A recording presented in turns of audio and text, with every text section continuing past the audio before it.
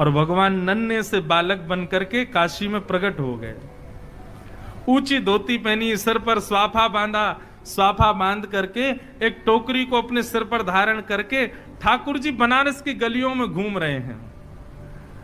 और घूमते घूमते उस ब्राह्मण के घर पहुंच गए। गेट खटखटाया, ब्राह्मणी ने गेट खोला।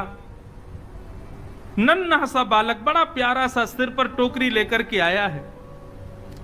ठाकुर जी भीतर प्रवेश कर, ब्राह्मणी बोली कहां चले आ रहे हो, कौन हो भैया, क्या हो, कहां से आए हो, और ये सब क्या टोकरी में?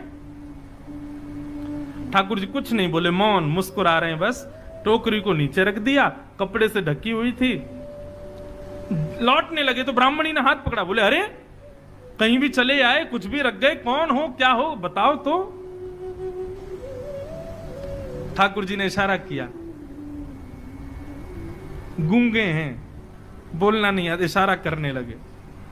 ब्राह्मण बोली अच्छा गूंगे हो? ठाकुर जी बोले गूंगे, लिखना तो आता होगा?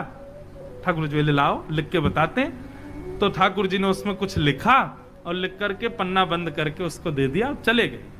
ठाकुर जी ने क्या लिखा था कि आपके पति, जो भी उनका नाम, वे मेरे यहां मजदूरी करते हैं और आज से नहीं, बचपन से मेरी मजदूरी कर रहे हैं, लेकिन आज तक उन्होंने अपना वेतन मुझसे नहीं लिया है।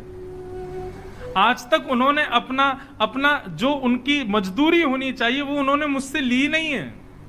लेकिन आज मुझे किसी ने आकर के बताया कि उनको धन की बहुत आवश्यकता है, तो बचपन से लेके आज तक उनकी जो मजदूरी थी वो मजदूरी में देने आया हूं। और ऐसा लिख करके और ठाकुर जी वहां से चले गए।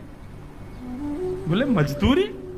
जैसे ही कपड़ा हटाया तो उस डलिया में सोने, चांदी, हीरे, जवाहरात, सबसे भरी हुई लबालब वो डलिया, ऐसी ऐसी मणियां, जो मणियां विश्व में देखने को नहीं मिलती, वो सब उसमें रखी थी।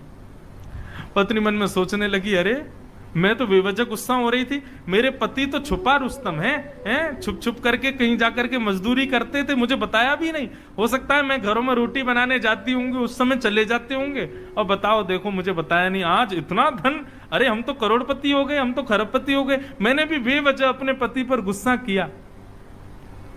बालकों को भेज दिया, जाओ पिताजी जहां मिले उनको बुला लाओ। बालक गए तो पिताजी गंगा के किनारे बैठे रो रहे थे।